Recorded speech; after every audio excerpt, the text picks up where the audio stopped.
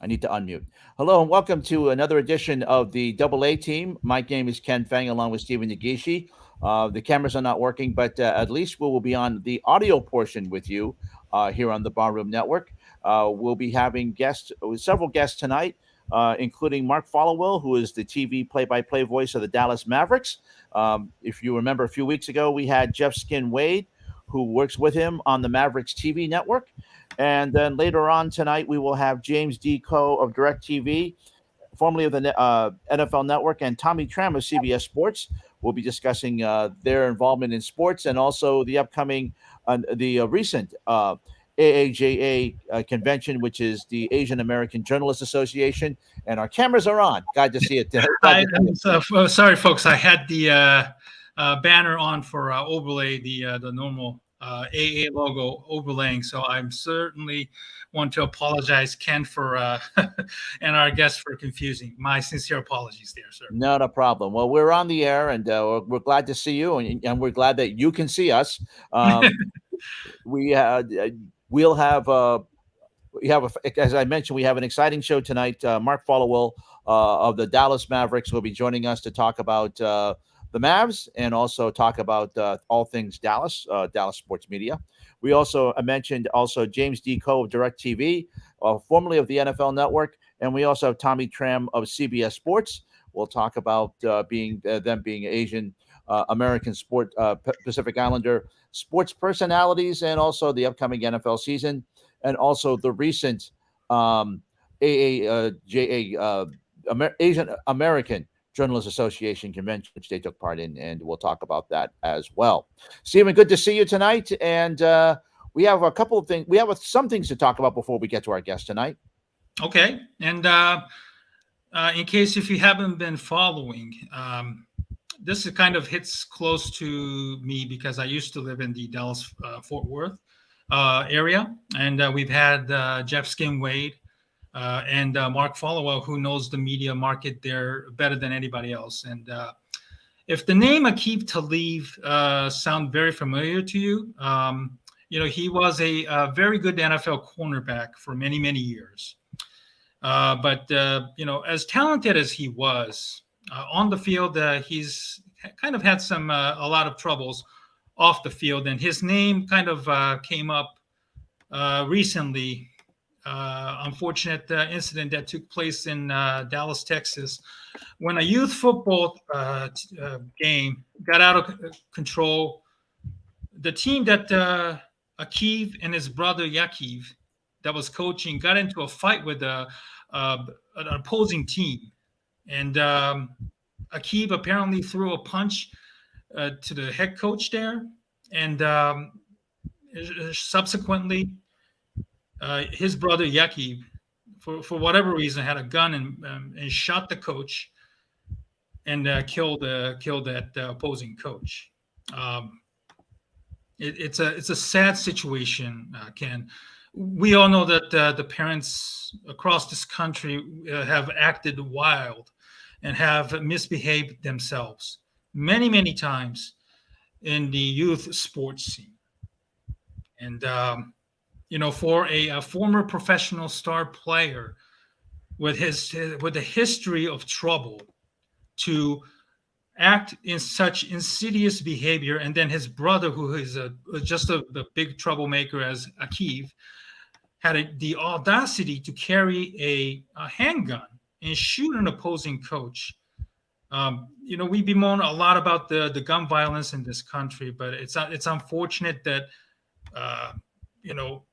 another violence took an innocent coach's life. It will never be the same for the coach's family, as well as the Aqib's, the Talibs. I'm sorry.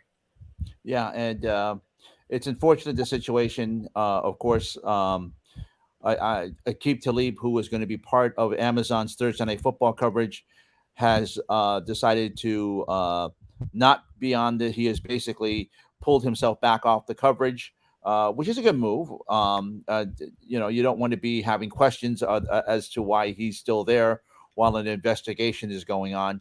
We do have to say that there is an investigation still ongoing with the Talibs and with this situation. So I think it's probably best that we wait for all the information to come out. But as far as this is concerned, as Talib, of course, has played with the Denver Broncos. He has played with the New England Patriots. He is a star, former cornerback in the NFL. He was with Fox the last couple of seasons as an up and coming NFL analyst, and and Amazon was hoping to get that little bit of star power as part of their pregame and studio crew for Thursday Night Football. But apparently, he is not going to be on that. He's not going to be on the season. A good move for him. And as we mentioned, the investigation into the shooting is ongoing, and we'll know more as more facts come out. But it doesn't look good for the Talib family, Stephen.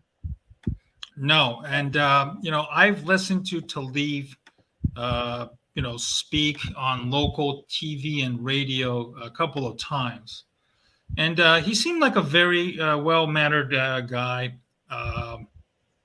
But it's shocking about the amount of trouble that he has gotten in himself off the field. And on the field, you might remember a highly publicized incident between him and Michael Crabtree, I believe, in which they got into a fight, and Talib was the one who actually snatched Michael Crabtree's golden necklace, which I think you could go on the SB Nation beef history, formerly of the what was it, SB Nation that used to be known as the do you know which one? What it was? The SB Nation used to be. I don't recall. Sorry, SB Nation, now Secret Base. I apologize. Yeah. Okay. Secret Base, formerly of SB Nation. Go check it out. It's well watching. Just how contentious and combustible of a person Aqib Talib is, and I don't know the law in Texas. I know the parents, unfortunately, as well as those who were actually at the game, want Talib to be charged, and quite frankly, I do think that he will be charged. What will be charged with? I don't know. It could be accessory to the murder, an assault, manslaughter. I don't know. I don't know any laws pertaining to this, but unfortunately, it took several days for Aqib to release a statement, and I do think it's a right move. I don't think nobody will look at Aqib in the same way again. I know last year when I watched the Bears and the Lions game when I was living up in Michigan, and he was doing the game with the Gus Johnson, and you could kind of sense the the energy obviously Gus Johnson brings, and Aqib obviously being a former NFL player, he kind of got a mixed bag of I think a reaction from the fans as well as the media critics, which was kind of discussed in our show as well, in the Barroom Network. I think some people were like okay with Talib's performance. I do believe that was his very first time working for Fox Sports as a commentator / analyst. And there were those who thought that he brought nothing to the table. He wasn't that good. I know even our network after the Lions game were somewhat split with the Talib's performance, if I recall. I do believe that Amazon decided to wash their hands per se, because obviously this incident is going to be hanging over a cloud. You can't have somebody like Aqib who could be arrested and be charged at any moment, and then having to be pulled out of the off air while during the football season. Especially when your brother is the one who killed the youth football coach. I believe his name is Mike Hickman.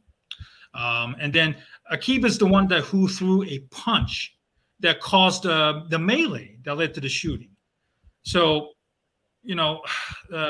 Aqib's what was supposed to be up and coming media career pretty much went up in smoke, and it's an unfortunate situation, not only with the gun violence, but the way that the youth sports here in this country, you have enough parents acting stupidly, attacking referees, opposing coaches, even opposing players.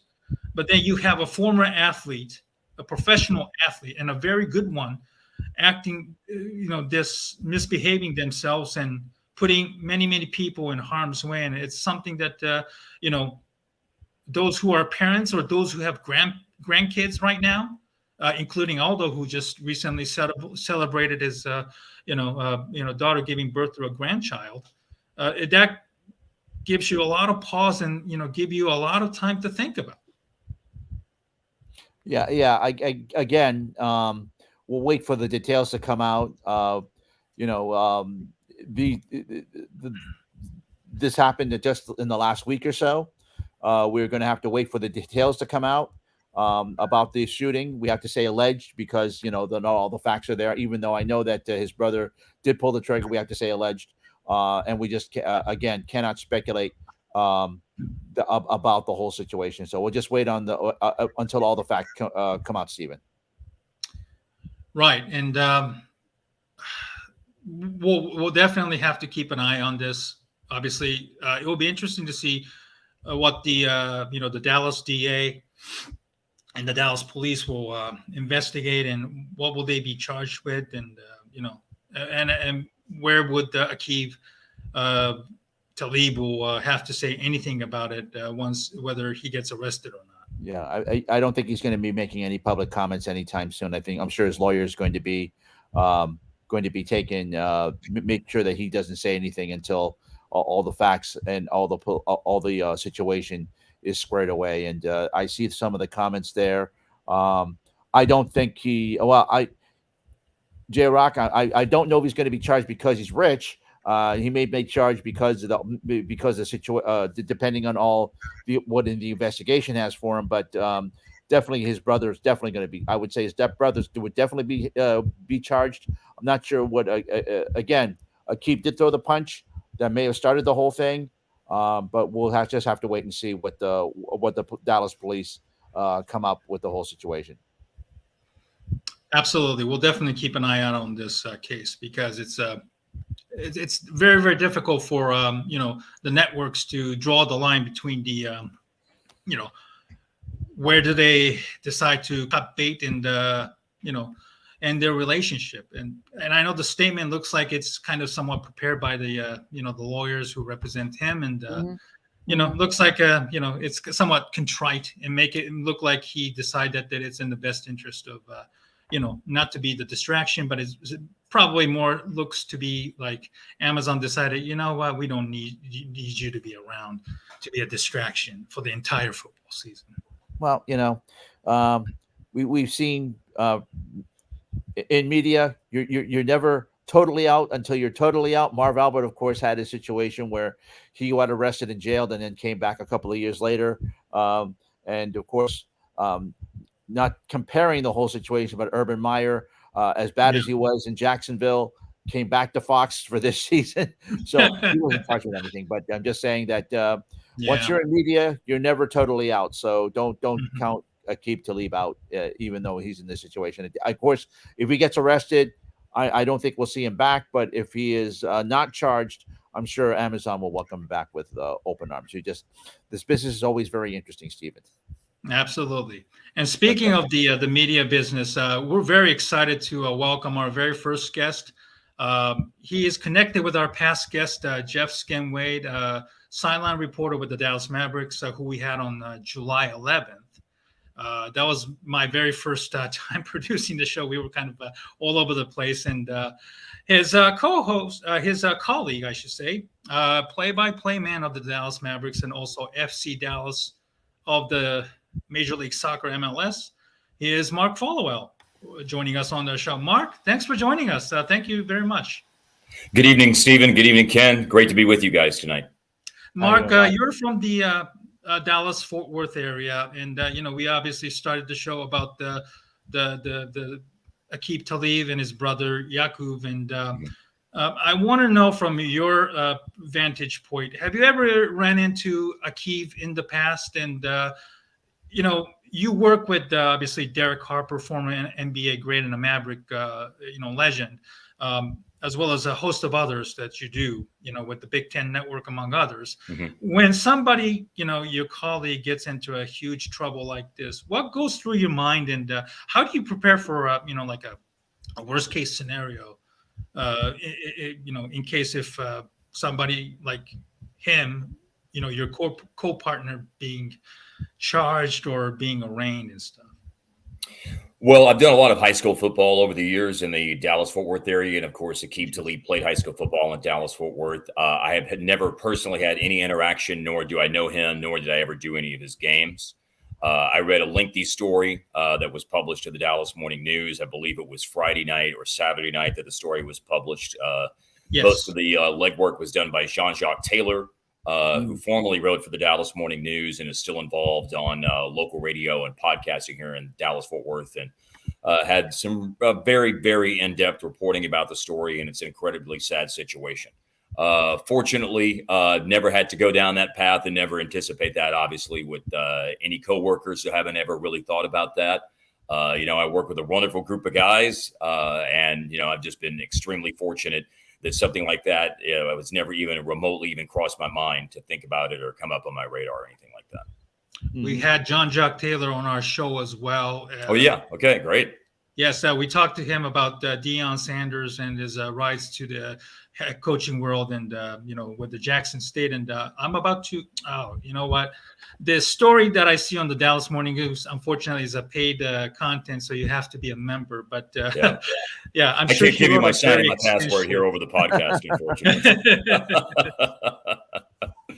But it's it's a lot of the ground that's covered in the story is about the team that the Talib brothers were involved with, and some of the talking that had gone on at past games.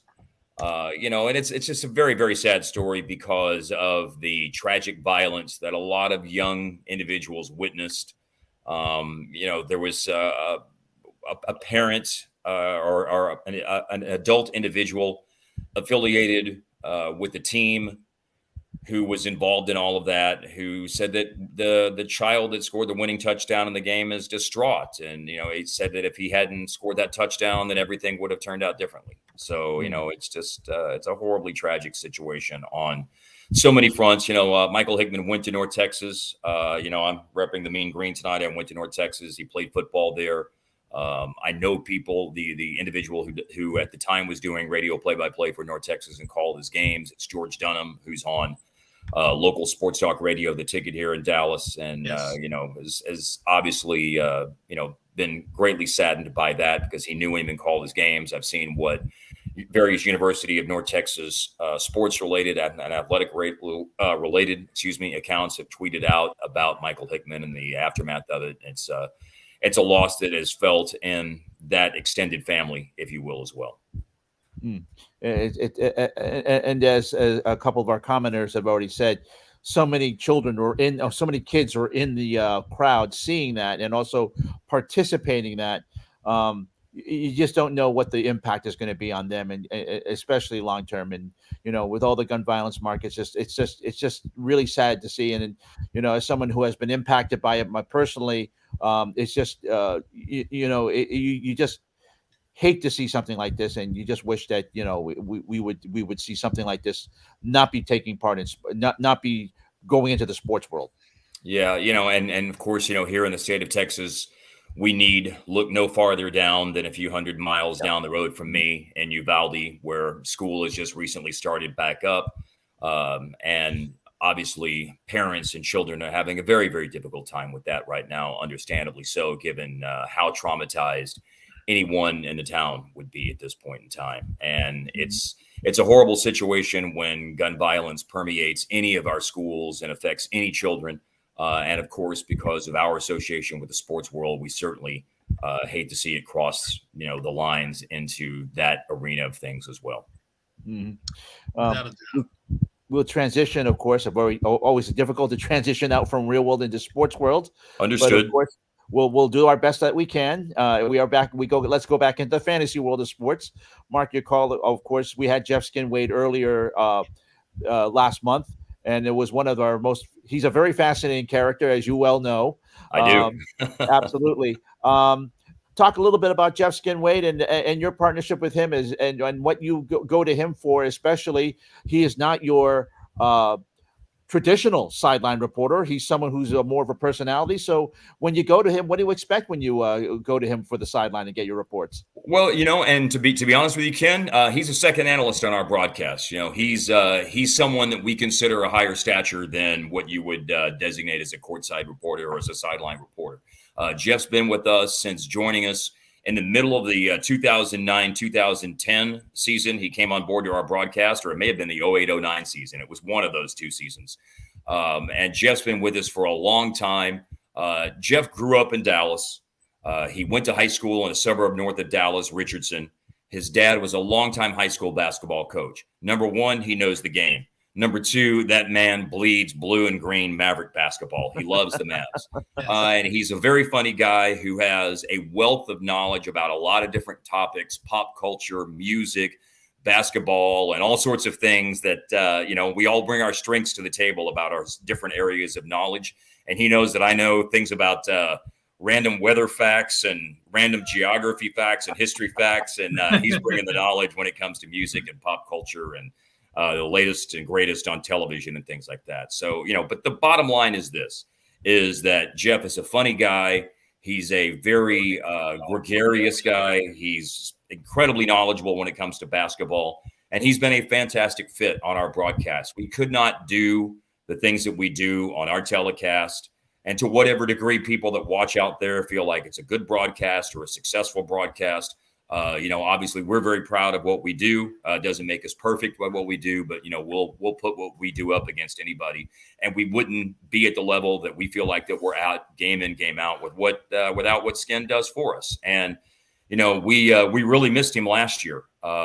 Skin, of course, as you guys know, and I'm sure talked about with him, went through a battle with cancer last year. He was diagnosed about a third of the way into the season, just shortly before the holidays, and took a medical leave of absence for the remainder of the regular season from Christmas time, but was healthy enough to get back in the mix for the playoffs.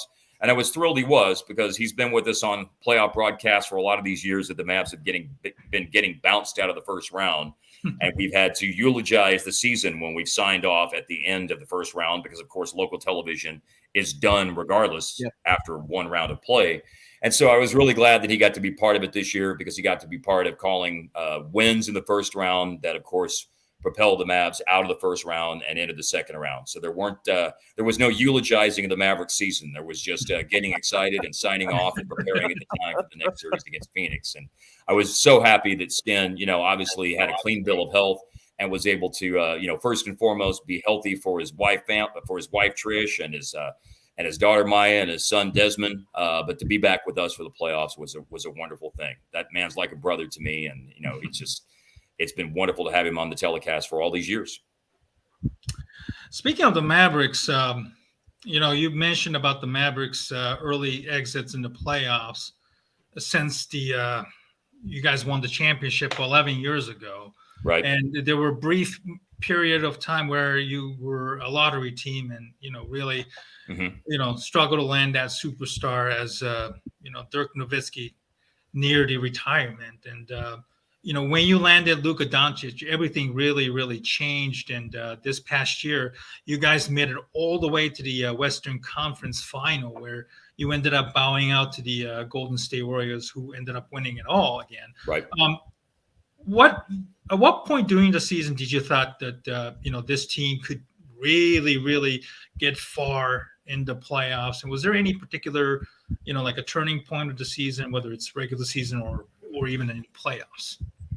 Well, I would say there's probably a couple of milestones in the season that I look back on, maybe even two or three of them. Number one, this team started out, the funny thing about it is when you look back at the season, people will say, well, they got off to a bad start. Well, they were actually 9-4 after the first 13 games. Then they lost 14 out of 21. And Luka being hurt for part of that. And, the team, like a lot of teams in the NBA, was hit hard by COVID.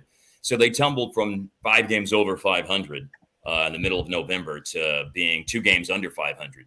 They were 16-18. They lost a gut-wrenching game on December the 29th on a buzzer-beating 3 by Chimezie Metu in Sacramento. But after that plummeting to 16 and 18, they got on a hot streak. And I think whenever Luka got back onto the floor in January and they got on a good hot streak and quickly got themselves back over 500 and started to inch their way back up the standings, that was the number one thing to me that was really, really positive about their season. And then when they made the move at the trade deadline, it was funny because I was on a local radio show on the ticket here in Dallas, and I was asked, do you think a trade like this means that they're punting on the rest of the season? It's like, no, absolutely not. They're improving the depth of their team at a minimum by trading one player in Porzingis, who, when healthy, of course, really contributed, but his health, of course, was a hit or miss thing over the course of his time here. And so they brought in, a player who was a starting caliber player who did start some for them in Dinwiddie, and a guy who could play off the bench and provide some threes and help them win a couple of playoff games doing that in terms of Davis Bertans. So when they made the trade and then started to steadily, won the first 2 games they played on the road, by the way, after the trade, when Dinwiddie started playing, they went to Miami and won, and went to New Orleans and won right before the All-Star break. And they came out of the All-Star break and were very good at that point as well. So, it was kind of a gradual building thing that gave me confidence. But look, the bottom line is this. I said this on many, many interviews I did over the years here in Dallas-Fort Worth. And that is, if the Mavs want to get out of the first round of the playoffs, then, as somebody who respects history, 7th and 8th seeds don't get out of the first round. It's happened 5 times for a 7th seed and 5 times for an 8th seed since they've expanded to 7th and 8th seeds and 16 teams in the playoffs back in 1984. So I knew they had to get out of that kind of rut that they had been in for so many years. And 6 seeds get out of the first round about 20% of the time. But once you get up to that 4-5, then that's where you start having a legitimate chance. And obviously, once they had solidified the 4th seed in the Western Conference and knew that they were going to have home court advantage in the first round, you felt really good about it. Of course, Luka got hurt in the regular season finale, and that threw a big wet blanket over everything. But big credit to Jalen Brunson and Maxi Kleber and Spencer Dinwiddie, those guys, and among others, Bertans, Josh Green, Dorian Finney-Smith, Reggie Bullock, on down the line. Those guys held the fort down for the first 3 games while Luka was out. I don't think anyone expected them to win 2 of those 3 games while Luka was out. And then Luka came back, and the rest, as they say, is history in terms of at least finally shaking off those first-round doldrums and getting out of the first round for the first time in 11 years. We're speaking with Mark Followill, TV voice of the Dallas Mavericks. Mark, you mentioned it earlier that usually you have to stop right after the first round, no matter whether you win or lose. Yeah. And then you have to hand off to ESPN and TNT for the rest of the way. It's almost like an injustice because you carry the team right from the beginning of the season, and you can't, unfortunately, the radio guys go all the way through, but unfortunately the TV guys cannot go any further. What's it like when you feel you have momentum and you want, and like this past season, you won that first round series, and I know you want to continue, but you have to hand off to the national partners. What's it like to, having to make that handoff and basically be home for the rest of the way? Well, number one, Ken, we know that's what it's going to be year in, year out. So it's not like we're being surprised with this news. It's not like we think we're going to get to do it, and then all of a sudden they're yanking the rug out from under us or something like that. So that's, that keeps you grounded and has you in a position where you understand what's going to happen. And so you don't get too worked up about it. Would we love to do it? Of course we would. And especially because I do think that there's a big marketplace for it. Obviously there's a segment of fans who say they want to hear a different perspective. And I certainly understand that. There's another segment of fans who are pretty casual. And, I think this happens every year. They sort of really get tuned into the playoffs. And I think even when we're on in the first round, I can just say from anecdotal experience, they don't even realize that we're on in the first round. So you've got another group of people that are already going to be watching the national telecast. But we hear from it online, on social media during every game from a diehard group of Maverick fans who really miss what we do. So it's a shame that we don't get to do it. I guess maybe if I were going to be someone, as I like to do in life, you try to turn a negative into a positive. I would say this, Ken, I love the Mavs. I love what I do. I'm very, very invested in it. And, of course, want to see the team be successful.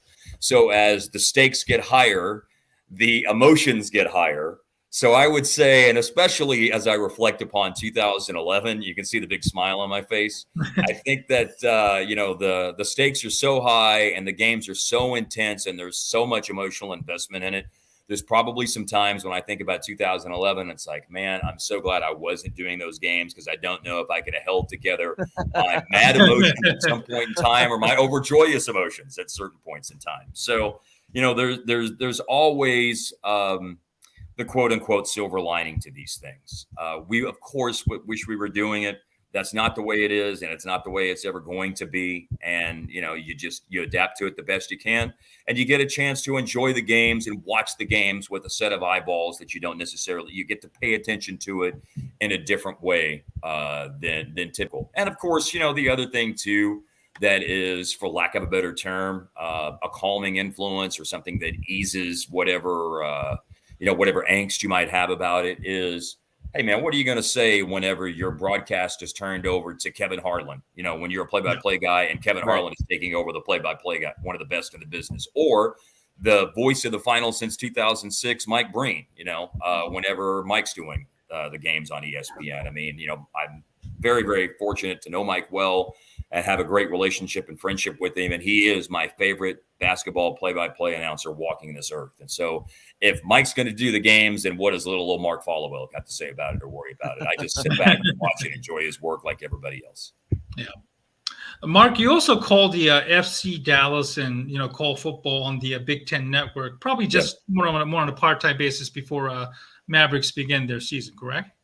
Yes, that's true. About 5 or 6 games. I think I had 6 games last year, and I believe 6 games on the docket this year. My first game will be actually, I work with Matt Millen, the great longtime NFL linebacker, 4-time Super Bowl champion, All-American at Penn State.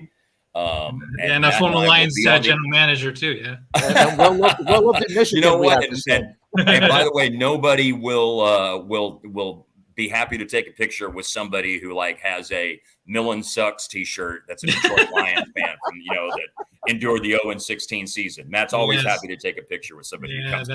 I've seen this happen before. So at least Matt, there's a sense of humor about it. Yeah, of course, man. Matt embraces everything that the game of football, everything that's happened to him in the game of football, the good and the bad. So Matt and I will be on together for our first game next Thursday. We're a Thursday night game for New Mexico State at Minnesota. I know on our schedule early in the season, we've got a trip to Ohio State for a game against Arkansas State. And we're going to a couple of places we went last year, which were great trips as well. We'll be in Iowa for a game early in the season, who has 2 AP first-team All-Americans. That came out today, the preseason All-American team. And so Jack Campbell, a linebacker, and Riley Moss on their defense are 2 first-team All-Americans. And then we're at Penn State. We're at Matt's alma mater for a game on the final weekend in September against Central Michigan. And it's a great privilege to go to State College, Pennsylvania with Matt, since he went to school there and played there at such a high level. And when you walk around campus and the football offices with Matt at Penn State and you're just in his gravitational orbit, then everybody assumes, oh, well, you must be okay. You're with Matt. So it's, that's a pretty cool part of it too. That's good. I wanted to know, how does your experience calling basketball game has been able to transfer over to soccer and calling, college football? Well, look, I had a long time doing the Mavs before I transitioned into adding FC Dallas and then doing I did college football games for Fox for many years, more Big 12 and Conference USA games, and then transitioned to start working for the Big Ten Network in 2020. So I think more than anything, it's just having done so many games and seen so many different things from years and years of Mavericks basketball, preparation. I've seen and experienced a lot of things that can come at you over the course of a live television broadcast. So I think that's probably the thing that's applicable to doing other sports is you're not in unfamiliar and uncharted waters in terms of, the challenges of doing good television or attempting to do good television. Some people think I do. Some people probably nobody like politics. No broadcaster has 100% approval rating. So some people probably think I don't. But, you do the best you can. And I think that, the experience of doing basketball, it's a fast-paced game. That's another aspect of it that I think that's very, very beneficial as well. Soccer and football are, of course, different than basketball in terms of the pacing. But I think if you can kind of manage the back and forth of a game where you have to shoot the darn thing every 24 seconds, then you can manage the back and forth of what soccer and football present to you. And look, football, American football, not football as others refer to the game of soccer. And we certainly embrace referring to it as football if you like to do that as well. But American football is the perfect television sport if you want to get right down to it. The play-by-play guy talks for a little while, and then the analyst talks. And, of course, with John Madden's ascendance, in his career to what he brought to the table in terms of a television analyst. In any good sports broadcast, and especially in football, the analyst is the star of the show. So, that's another thing that I think that, just years of working in basketball and working with different analysts there. And then, soccer and football, it just sort of helps you be someone who's good at engaging an analyst and working them in and trying to make sure to elevate them where they're in a position where they can be the best that they can be on the broadcast. One thing, too, is, as you mentioned, you call FC Dallas. This is the last year for the local broadcast. Apple comes in next year. Apple says they hope to bring in some local announcers. Have you heard anything on what's going on with FC Dallas, especially for next season? I have not. No, I haven't. And, it's sad, Ken. I'm certainly not going to shy away from the emotions of it. We had a game last night against Nashville. FC Dallas played at Nashville. Yep. And I said afterwards, this doesn't matter to anybody other than me. But, I only have 2 more television broadcasts left to do after this. And so it was a shame that last night in one of the last games you get to do that the team lost 4-0. Right. And that's one of, that's by far, FC Dallas has had a great season. And Nico Estevez has done a great job in his first year as the head coach. They're in 3rd place in the Western Conference, and that's the first kind of clunker that they've had all year. And so, like I said, it doesn't matter to anyone else but me. But when you go into it knowing that, man, I've done this for 11 years, and now I've only got 3 more of these left, and then one of the last 3 is a clunker of a game, it's kind of a letdown. But to answer your initial question, no, I haven't heard anything. We'll see what happens. There will still be local audio, radio, whatever you want to call it, broadcasts for the teams. There could be an avenue there. We'll see if there's an avenue with Apple TV. If it works out, great. If it doesn't, that's okay too. But it is sad. I've loved doing it, and it's great to be affiliated with the team. Yes, it's a sense of pride for all of us. There are people on this telecast for FC Dallas that have been there a lot longer than I have. And all of us, I think, have been a part of building Major League Soccer into a bigger league. Like I said, I've only been 11 years on the broadcast, but this is a 27-year-old league, and this is a charter franchise here in North Texas. FC Dallas is 27 years in Major League Soccer, and all of us who have been part of broadcasting, I feel like, have been part of helping the league continue to grow. And so it's a shame, and it's very sad that it's coming to an end. But that's life, and there's rejection and things not turning out the way you want it to in this business. That's just part of it, and that's kind of where we are, and we keep on moving forward, man. Yep. Well, hopefully Apple will use some of the local announcers. I hope so. I know that New England, where I live up in New England, the guys over there are campaigning for the fans to be using to continue them on Apple TV, and certainly hope, Mark, that you get to continue on as well. Yeah, well, thank you. I know I really appreciate that, Ken. And if it works out, that would be great. Nothing's going to. I love being the voice of a team. You build a relationship with the fan base. I have, made wonderful friendships with people in the organization, and you connect. I don't know if you call it friendships or not, but there is a connection when you do a local basketball team or a local soccer team, and you come into people's homes.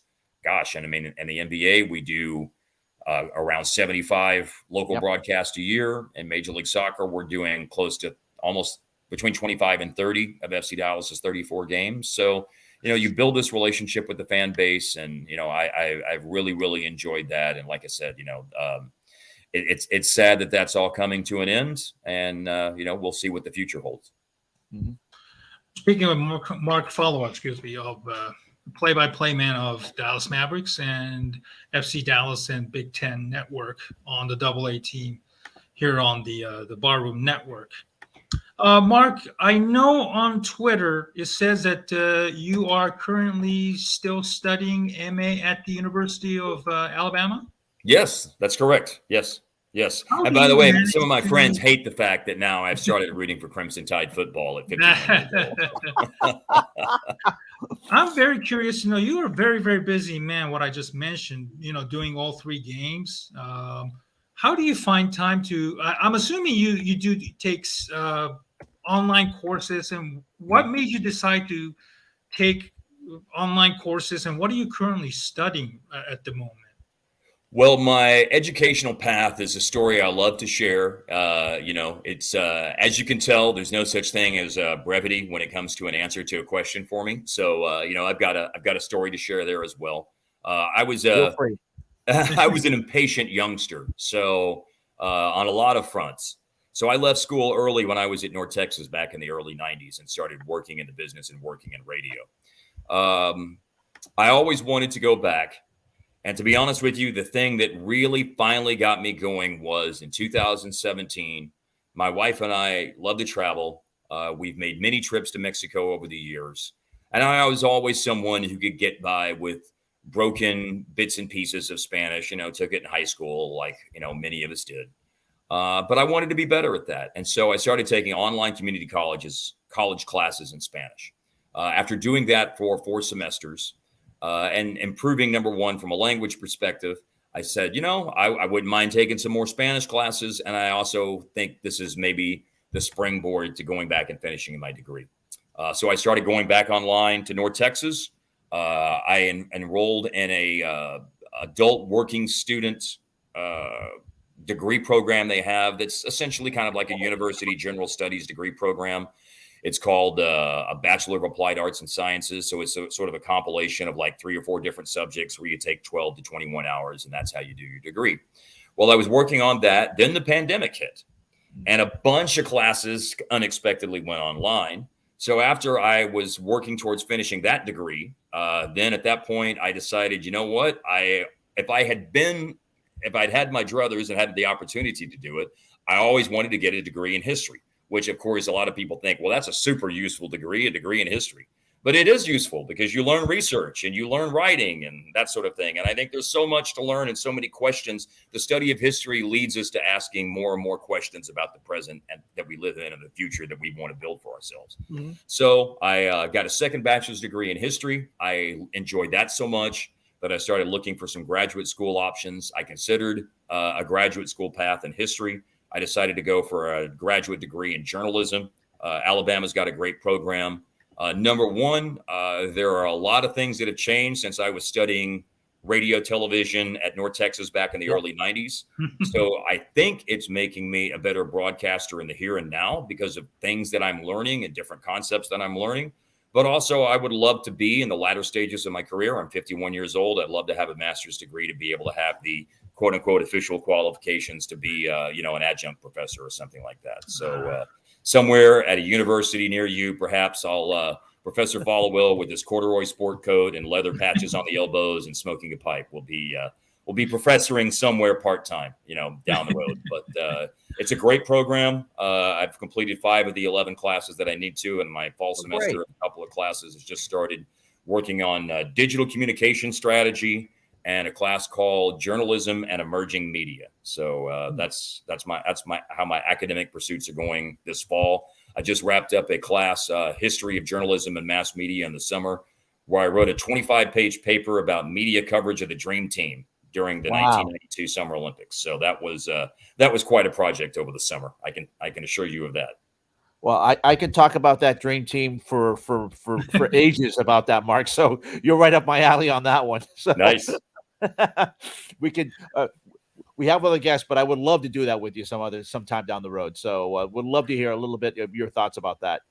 It was really interesting how it was covered because it's canonized obviously as a team and a group of individuals. I mean, 11 Naismith Memorial Basketball Hall of Famers. helping grow the game internationally, and something that we look back with such a tremendous legacy. Ken, there was a lot of negative media coverage during the 1992 Summer Games in Barcelona about the Reebok Nike apparel flap, about Charles Barkley elbowing somebody from Angola in the first game, the fact that they didn't stay in the Olympic Village. There's all kinds of negative stories that went on when you look back at it. There was a lot of positive stories as well, but there were, the negative framing, as you learn in grad school communication theory classes, framing, the elevating selected bits of text and information in a story, changes the perception of media consumers. The framing of the story was the Dream Team coverage in some cases was very, very negative, and it's really, really surprising to go back and look at primary sources from 30 years ago about that. Oh yeah. And there was a lot of talk about the death of amateurism in the Olympics at that time.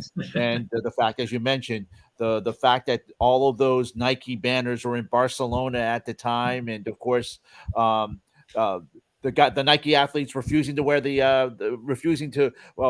allow the Adidas patch to be on their uniforms. I remember this all goes back. I can talk about this for ages. I love about it. I think we could do a whole show, Ken, just talking about this. Absolutely. Well, this is why I said, Jeff, when Jeff came on, I said, you're my new best friend with all the stuff that you're talking about, and same thing for you. So it's great, Mark.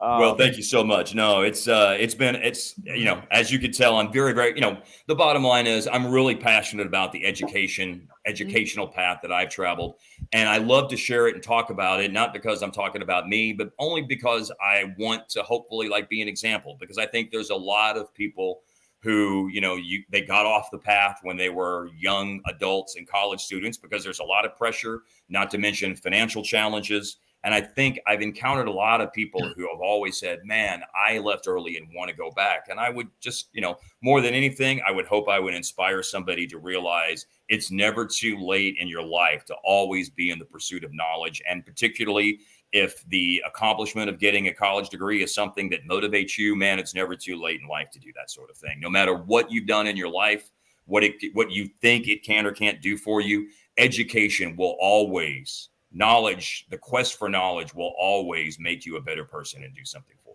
you. Absolutely. And of course, now that the fact that Texas is now going to be coming in SEC country, the Texas-Alabama rivalry is going to be fine. So I think I'll be a trendsetter there.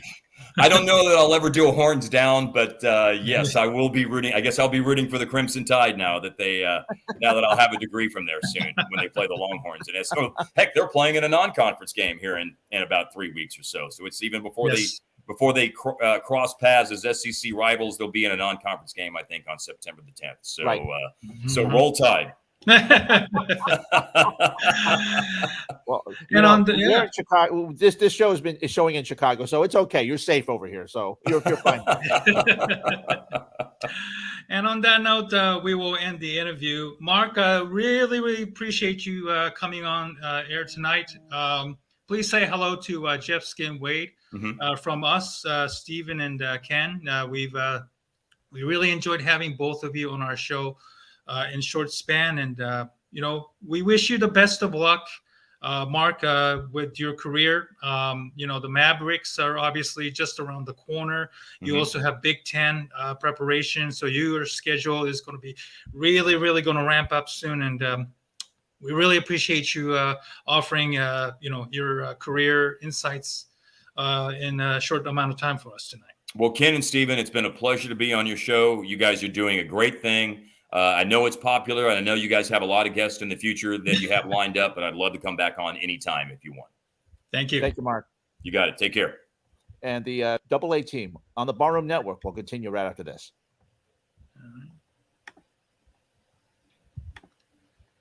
Come on, man. We're going to Baltimore. The Wire is the best show of all time. And I've never seen such riveting TV where I actually felt like I was in East and West Baltimore every single episode. And it was just absolutely riveting and captivating from season 1 all the way to season, to it finished up. And I'd put True Detective up there. McConaughey and Woody Harrelson. I mean, come on. It was just so well shot, so well written, directed. I feel like it's underrated as far as that list goes. Really good.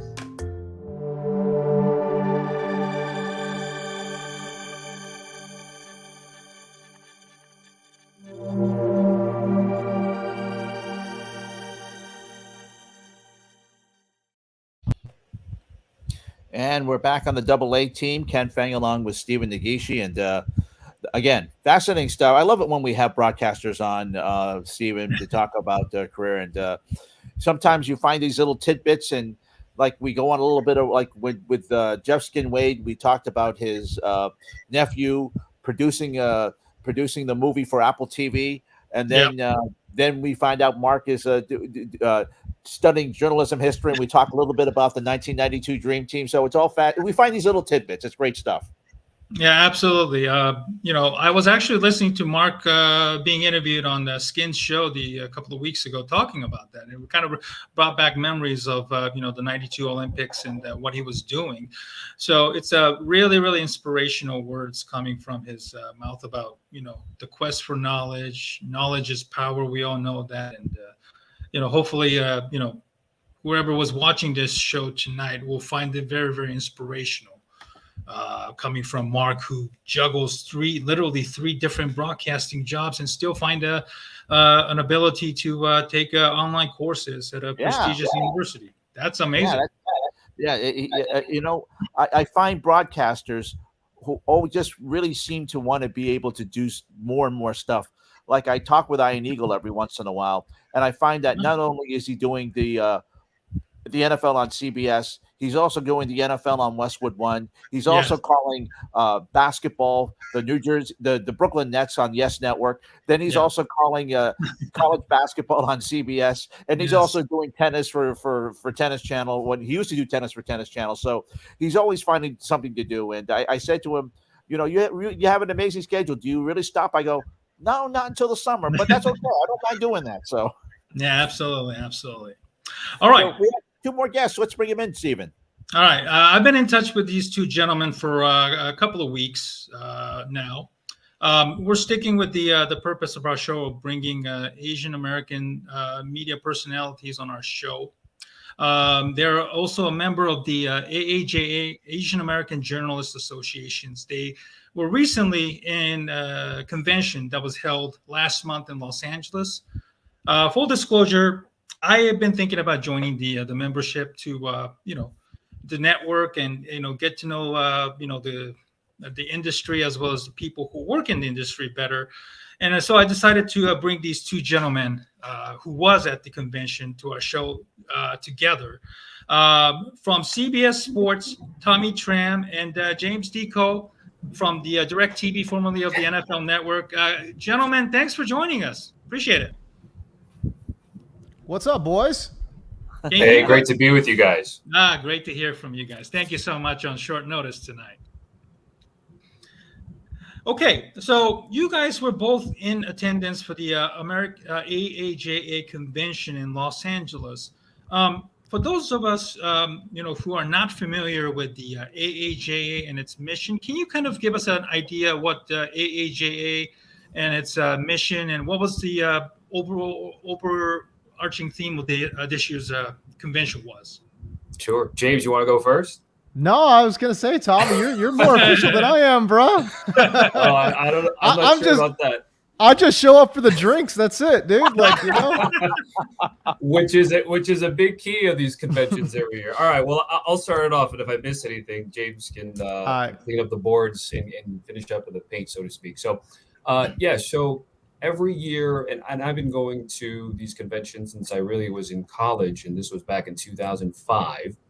And there's sort of these journalism affinity groups, and there's an Asian American Journalists Association, there's a National Hispanic Journalism Organization, and there's an African American one, AAPI. So every year they move sites, and it's a collection of journalists and those in the industry to get together, to feel refreshed, to learn from one another, kind of get the pulse of what the industry is going through. I think the theme for this past year in Los Angeles was just sort of really reconnecting because of the COVID and global pandemic. We weren't able to have in-person conventions for at least 2 years. So at the very least, it had been about 3 years since everyone had seen each other in person. And again, we're all from different parts of the country, different aspects of the industry. So it was great to just reconnect and be a part of that.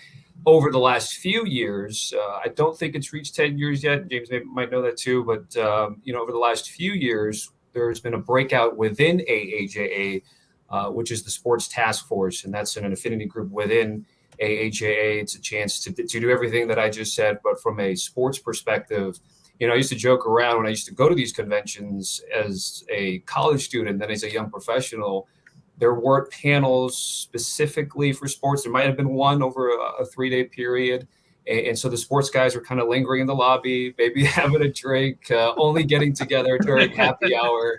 We're still doing that. We're still doing 100%. That, but it's an opportunity. This past year, we had a panel that was sports specific with AAPI representation in both entertainment and sports. We had workshops. We had in-person tutorials, something that James was a part of, was able to kind of mentor some of the youth. So that was pretty cool. And to see that this past year and to be in person in LA was pretty sweet. Yeah, just to kind of piggyback on what Tommy said, it's true. Hey, listen, Stephen, if you were thinking about joining, let me just push you right over the edge. You should join. And it was for me a situation where I was late to join in my career because the thing is, when you're first starting out, man, I say this all the time. It's like, if you really want to get ahead, like, you literally can't think about anything other than your own career. You gotta block out all the noise. It's like I was, and I don't say this proudly, but I say this truthfully. It's like I was a bad friend. I was a bad significant other. I was a bad family member for years because literally I had a single-minded pursuit of, okay, just go, and just try to make it because it's such a brutal business. Yeah. And honestly, earlier part of my career, I probably should have joined AAJA because it would have been so good for me professionally, but just spiritually. It's like when I joined later on, and at this point I had already kind of broken through to Los Angeles, but it's like when I finally got there, it was just kind of like, oh my God, what was I waiting for, man? It was rejuvenating for the soul. And it's a great learning experience to kind of like, meet your not just people that you looked up to growing up, but also your peers, your peer group coming up in through it, So I think just for me, it's just like, listen, if you are thinking about doing it, you should absolutely do it.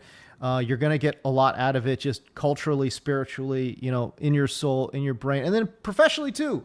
You get a lot of networking done at these conventions too, which is why I go. Is I joke around about the drinks, but kind of, sort of, it really is like I'm kind of sort of getting drinks with people I'm networking with, and then great people like Tommy Tram too, who I get to catch up with once a year. And I just, I don't have an opportunity. He lives out in Florida. I live in LA. We don't ever get to see each other, so it's great to finally get together and, kind of swap war stories, if you will. And I'll say this about the Sports Task Force too. It's like, hey, listen, AAJA, it's supposed to be about representation, all that kind of stuff. Like, you don't see a lot of Asian Americans in media. Yes. And then even fewer still do you see Asian Americans in sports media. Yeah. It's an even smaller slice of that pie. Yeah. So to get together with a bunch of folks who are in this affinity group, and Sports Task Force has been so important in terms of getting our work out there and our names out there and stuff. And so to kind of see this many folks in sports too, man, it is really, really cool. So I would definitely recommend it. I actually spoke with, Leighton Jin, and Leighton actually spoke with him this afternoon, and Tommy was kind enough to give his contact information, and Leighton was actually also kind enough to get in touch with Howard Chen, who is the head of the Sports Task Force based out of Houston. So I think at least I made a pretty good progress joining the group, and maybe our show doing more in association with AAJA in the future, that tap into the networks, and having you guys on our show truly means so much, because of what Ken and I originally started the show with the help of Aldo Gandia, who is the owner and the producer of the Barroom Network based out of Chicago, even though both of us are not in Chicago. But we're very, very thankful for all those unwavering support, and you guys for joining us to talk about the importance of diversity, as our community continues to fight pandemic related racism throughout the country. Yeah, and that's very true. I mean, that's one of the reasons that was our mission statement, and we're always looking for. We've had many AAPI sports journalists on this show, and having you guys on is just another part of that. I'll ask it to both of you, and as I mentioned, and you both mentioned this, is that representation, especially in sports media, is not as prevalent as we see it in news, and even that is a very small percentage. How much of it was a struggle for you guys to actually break into the business and get there? And because we rarely see people like us on television, it's very difficult. And when we get that, it's always like, what do you guys know? It's always like the Jeremy Lin effect. Oh my God, we didn't know you guys knew stuff about sports. We do. We love sports. We love sports like everybody else, and we're in this for a reason. So, what was it like to finally get into and get that big break? I guess I'll go first. It's interesting because actually both James and I have a similar background in that we both worked in the news department at local stations, yes, and then didn't pivot fully to sports until most recently. And clearly I don't have as much hardware as James does behind him. I saw you guys had Mark as well. So I may be like 12 MB short, but it's okay. That's the foremost. But so what you guys were talking about, look, it's not only Asian American representation, then there's Asian American male representation, which is even smaller than that. And so again, I harken back to going to these conventions. And one of my first conventions, there was both Jay Harris and Michael Kim at ESPN who were very welcoming, and I was able to speak with both of them. Of course, we still talk with Michael. We saw him in Los Angeles, and he's crushing it at Stadium and Bally's and such. So. Yes. For us, it was seeing Michael Kim, and then having some of our peers and others be able to thrive, and so we thrive on that. And it's tough. I think you have to have managers, you have to have people that are willing to go against the grain, and not only hire Asian Americans with Asian American men. And I think that has not. Easier is not the right word. I think it's become a little more prevalent. We're starting to see it like Mike Yam at the NFL Network as well. Obviously Kevin Nagandi at ESPN. So we're able to have a bit of a roster, so to speak. And I think that's been great. But it was tough. It was tough. I've been very fortunate, outside of my boss that hired me at CBS, I've had either a minority or a woman be my manager and news director to hire me. So I'm very thankful for that. James, can you touch on your, maybe, humble beginning to where you are, and, what kind of obstacles you had to overcome yourself, perhaps aside from being, Asian American male and all that? I think for myself, again, Tommy talked about, starting off in news, and I did start off in news, but it was a kind of I don't know. I kind of sort of planned it that way, I guess, because I always wanted to go to sports, but I started off in small town radio. I worked in Montana for 6 months, and then I worked in a small town, 5,000 people, mountain town in Eastern California. And I worked there for about a year, but I got going in my career a little bit later too. I worked a regular 9-to-5 job for a couple years before I, trekked out and did this thing. So, I didn't really want to struggle for that long. I was, I tell people very honestly that I just felt like I was too talented and too driven and too motivated to be working in small town radio stations for like 10 years, just hoping somebody discovered me. Like, that's not how I work. That's not how I operate. And I'm more of like I'm more of a person that like wants to go and get it. So I wanted to make the transition to television because that's where the money was at. And for me, I didn't know how to do that. So I went to grad school. I went to get my master's at USC.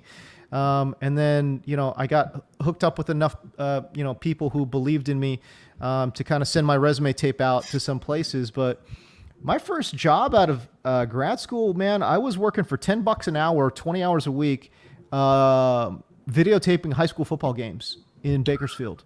That was my start in the business, and and again, it's just like, oh my God, like what am I doing with myself here? I just went to grad school, paid, whatever X amount of dollars. I'm like, I'm filming high school freaking football games. What the hell am I doing with myself? But no, I eventually, got on air, and worked my way up, and, went from Bakersfield, San Diego to LA to NFL Network, and then NFL Network to DirecTV. And I've been over here at DirecTV now. We're going to season number 5, and I absolutely love my job, man. So I'm extremely happy with how my career turned out, for sure. Amazing. Since you brought up NFL, let's start talking about the upcoming NFL season. We're only about a couple of weeks away. What do you? What's the interesting storyline that's kind of you're paying attention to? Is Tom Brady finally going to be back? Will Miami Dolphins really? Well, he's on the Masked Singer, right? He was on the Masked Singer for the last couple of weeks.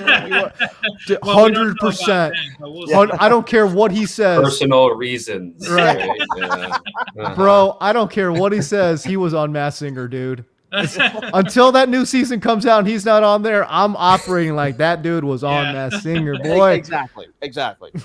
He's gone for what, 2 weeks? Yeah, like 11 days or something like that. Yeah. It's a long time, even for a 45-year-old goat. I don't know if that's acceptable for people just to roll back. Now, if he is not in a goat costume on the Masked Singer, I think they've totally missed an opportunity there. Yeah, that was the chance for sure. No doubt. I think another big storyline going into the NFL season, obviously for like the more casual fan, is the whole Deshaun Watson deal. The punishment. Browns fan. Was it harsh? Browns fan right here. Oh, there you go. There's like moral chaos too. Being a Browns fan. It's like, all right, Deshaun Watson is hyper talented. The allegations obviously severe, harsh. Does the punishment fit punishment fit? And you cannot say the crime because he did not, again, in the eyes of the law, did not commit a crime. But the allegations certainly, look terrible. The optics are awful.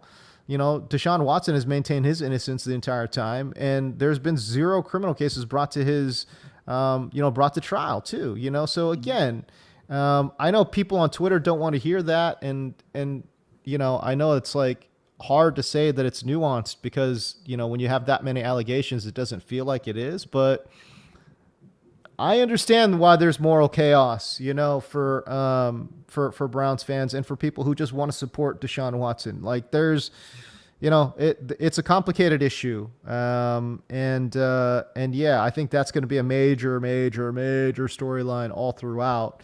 And then I think on the field though, we got to talk about wide receivers because we have literally never seen this kind of wide receiver movement in the offseason. And I don't think we ever will. Very true. One of the best in the game. Devontae Adams goes from Green Bay to the Raiders. Like Tyreek Hill going from Kansas City to Miami. Like, oh my God, what is happening? AJ Brown out of nowhere going to Philadelphia. It's the movement in this offseason was bonkers. And it was so fun to kind of follow and track. But yeah, I'm really excited to see where all these, high profile, highly productive wide receivers end up and how they look on their new teams.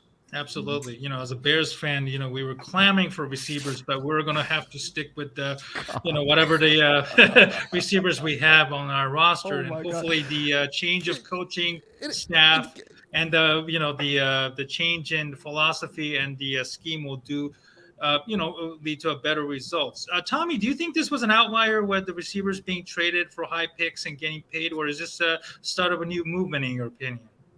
Yeah, some of the guys that I spoke with, it's just interesting how it used to be the quarterbacks get paid, the edge rushers, the guys that get to the quarterback get paid, but we did see the receivers start to get theirs. And it's just, I think, an extension of both the importance of having skill set players in the wideout position and then maybe drafting and going cheaper, maybe with running backs. And obviously, James, when we talk about fantasy too, about how those two positions are certainly viewed. But I'm right there. I think going back to even the Deshaun Watson thing, doing with the Browns and their fans, how they're reacting, I think it's important. And it just harkens back to whether you think you have a franchise quarterback or you don't, or you're lucky enough like Buffalo to get a Josh Allen, or the Ravens a Lamar Jackson pending the contract situation that he's going through, or you have to keep finding a quarterback like you do in Cleveland, in Carolina, what Denver did to get Russell Wilson, and where that leaves Seattle. And all of a sudden those dynamics certainly change. And then even with, like, say, Las Vegas with Derek Carr, who's been a proven starter and winner, but he's always going to have that tag that he's not, quote unquote elite. So, those things are, for me, something that I look out for. I think the AFC West is going to be certainly interesting. Again, the NFC West is always stacked. And the AFC North is something where people were talking about be super ultra competitive, but that now is, of course, pending those 11 games with Watson and how Jacoby Brissett can certainly handle that. Yeah. Absolutely. Yep. You talk a little bit. You mentioned a little bit about the NFC West, and of course, we have the elephant in the room: the Rams coming back, and they've got most everyone coming back. Aaron Donald, the stores, is still going to be there, as well. And in San Francisco, Trey Lance apparently is the man. Jimmy Garoppolo is going to be out, whether he goes to Cleveland or another team. We just don't know at this point. But talk about James. You're in LA. You've got DirecTV over there, and based in El Segundo over there. What is it like to hear about the Rams? Actually being a championship team in LA. Yeah, well, it's interesting. I know they were in LA, then they were in St. Louis, and then it's like, at the end of the day, LA is, in my opinion, it's a Lakers town first and foremost, Yep. And it's like, however the Lakers do, that's how the city goes, and then after that, it's the Dodgers, right? Yeah. And then it's like, all right, now then we're maybe talking about USC football, and then like we're going way down the road talking about like the Clippers and and like the Angels and the Chargers. It's like, okay, and the Rams are there too. But it's cool for the city, but at the end of the day, it's like, it didn't like set the city on fire, like the Rams were, and the Rams are a great team. But man, how cool would it be? And how crazy would it be? Because legitimately, LA has two legitimate Super Bowl contenders. They could legitimately see each other. It could honestly be the Rams versus the Chargers in the Super Bowl. That would be absolutely craziness. And I love what the Chargers did this offseason, or actually really for the last couple of seasons. I think they've got a great team. And yeah, the Rams were the toast of the town, last year. Do not be surprised if the Chargers are right there in 2022. By the way, real quickly, we talk about position groups getting paid. How about safety, right? Derwin James, and now the next safety seemingly becomes the richest and highest paid safety. So look out for that position group, because all those guys are starting to get paid big bucks. Absolutely, absolutely. I want to kind of ask, let's see, the New England Patriots for a moment. There was a rumor out there that Isaiah Wynn was on the trading block just earlier today. The offense looks to be somewhat of a question mark. Matt Patricia, who was a D coordinator and a guy who got bounced in Detroit, not too long ago, is somewhat calling the offense.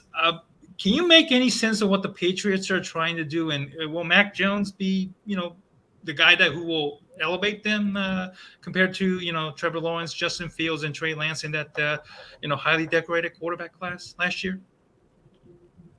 But Tommy, we'll start with you first.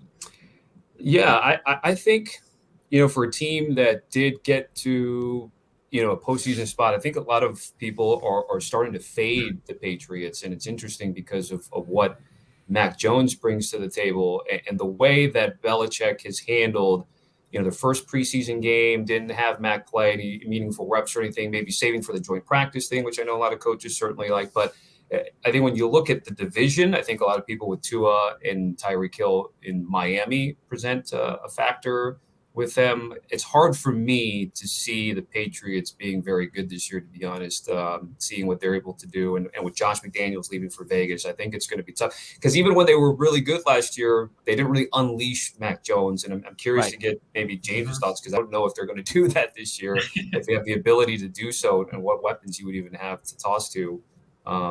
If they're behind. Yeah. Well, when I look at the Patriots, I think what's finally catching up to them is just bad trades, bad signings, and they're making moves like other bad teams do. You know, it's I think they got around it by having Tom Brady kind of sort of anchor that team for so many years. But when you don't have that to erase a lot of these mistakes, guess what? When you start overpaying for guys like, you know, Devontae Parker, you overpay for Kendrick Bourne, Nelson Aguilar. Who are these guys? These guys are literal dime a dozen players. Yeah. And the Patriots are overspending like a bad team. This is what bad teams do. Meanwhile, there is also a little bit of a talent drain. You lose J.C. Jackson, you know, arguably one of the top 10 corners. Not arguably, he is one of the top 10 corners in the NFL. Arguably top 5, to be honest with you. Josh McDaniels leaves, as Tommy mentioned, but you know, you lose Chase Winovich as well. Starting center Ted Karras is there. Look, they traded Shaq Mason for a 5th rounder. What? It doesn't make any sense. These are bad. These are just straight up bad trades. You trade a 3rd rounder to go get Devontae Parker. That is straight up an awful trade. Okay, now that being said, they knew that they need to get speed, right? So they go and draft Tyquan Thornton, who's got like 4.38 speed. And then at the running back position, oh my gosh, I'm like losing. I'm like totally forgetting who they drafted at the running back position. Oh, Pierre Strong. Who also, you know, can really get out. So they tried to address some of the speed issues there on the offensive side of the ball. But overall, man, like, no, I don't think they're going to be a great team because they've got a 2nd-year quarterback who we don't know what he can do. I thought he was pretty good. Look. For a rookie quarterback, he was good. Just straight up. He was good for a rookie quarterback. But being good for a rookie quarterback doesn't mean you're good. You see what I'm saying? Yeah, like, right. It just means that you're good for a rookie quarterback. So what steps does he take in year number 2? I think Belichick is still, from an X's and O's standpoint, one of the best coaches in the NFL. He's going to get these guys ready. He's gonna get these guys ready. But there's been a talent drain. There's been a brain drain, right? Yeah. So to me, I just feel like, and again, they're making bad trades. They're not replacing that talent level at all. So yeah, no, I think the Patriots are going to struggle a little bit. You know, they'll be right there for number 2 in the division, just because there's really not that many other teams. Right. It's the Bills and then everybody else. You know, so and the Jets are yeah. way over here. So. Still, yes. You know, we can joke, but you know what? They crushed the draft this year. They really did. They're moving in the right direction. I'm not a Zach Wilson guy. From day one, I said that's a bad draft pick. And to me, he's got too many Drew Lock vibes for me to really get behind. But again, you know, they've got some pass catchers there. You know, Garrett Wilson. I love Elijah Moore. And if Corey Davis, if he just ends up being a capable, you know, number 3 wide receiver, that's fine. Breece Hall is an absolute home run pick. So I don't know. Offensively, I think they can actually be sneaky good. And then can they coach up the defensive side of the ball? I think they can. So I don't know. I don't think they're going to be as bad as people think they're going to be. Mm-hmm. Well, one thing we can say about Mac Jones is that he did a great job handing off that game in Buffalo. We know he can hand off. We just don't know about that arm. That's the only thing They protected him a ton last year, did. you know. And again, and they could afford to do so. I don't think they can afford to do that this year. Yeah, exactly. Talking about we talked about the AFC East. What about the NFC East? We got that over there. Dallas is always that 800-pound gorilla. Are they going to be good? Are they going to be bad? What is Jerry Jones? Should he fire himself as a general manager? Of course, you got Ezekiel. You got Dak. You got Zeke. Can they finally get over the hump this year? I'll go. And for me, I think they don't necessarily get over the hump. They don't. I don't think have a lot of depth. I think what Dallas has, which is what a lot of kind of these dangerous teams have. It's like they have got stars. but the guys behind the stars are not that good. And so when I look at, what the Dallas Cowboys are putting on paper, obviously they're set at quarterback. I love what Dak is doing. And I think, to me, guys, CeeDee Lamb is one of those guys that can be a transcendent star. Sure. I think CeeDee Lamb is going to make the jump this year into household name. And he's going to be a guy that everyone is talking about when the season is over. It's almost like I'm expecting not necessarily a Cooper Kupp level jump, because, again, going to 2021, people knew Cooper Kupp, but they didn't know him. You know what I'm saying? They didn't know he was this dog. You know what I mean? I think CeeDee Lamb is that guy where it's like, all right, we know CeeDee Lamb, we know he's a good player, but I think this year, I think he takes the leap. I think he takes the jump, and I think he becomes a household name, and I think he absolutely sets the league on fire. I love what he's going to be able to bring to the table, combining him with Dak. And the Cowboys should be pretty motivated to throw the ball a little bit more and keep it off the ground. I know they love Zeke, but clearly he's lost some efficiency there. He's lost some explosiveness. Yeah, right. And then their defense is still, it's still a work in progress. I think they've got some interesting players, clearly, but they still need some help in the secondary, and they've got some holes. So, will they make the playoffs? Absolutely, they've got to make the playoffs. As a matter, dude, you know what's crazy? They could be a 12-win team. That's how crazy the NFC is. Just like last year, yeah. But I just don't think they're going to make a lot of noise in the playoffs.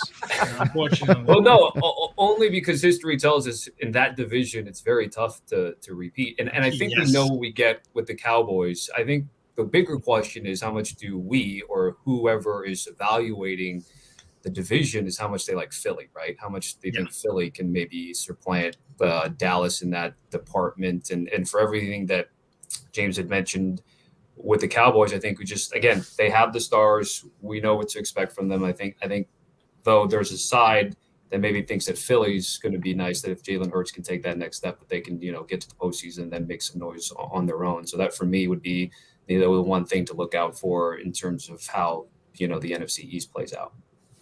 Absolutely. Absolutely. We're talking with James D Koh of DIRECTV and Tommy Tram from CBS Sports HQ, joining us to talk about the NFL at this moment. Let's talk about the the both AFC South and NFC South. AFC South, obviously, that's a pretty, Tennessee and everybody else pretty much, but we all know Tennessee's got a major elephant in the room in Steve Tannehill. Is it pretty much still Tennessee winning the division, in your opinion, Tommy?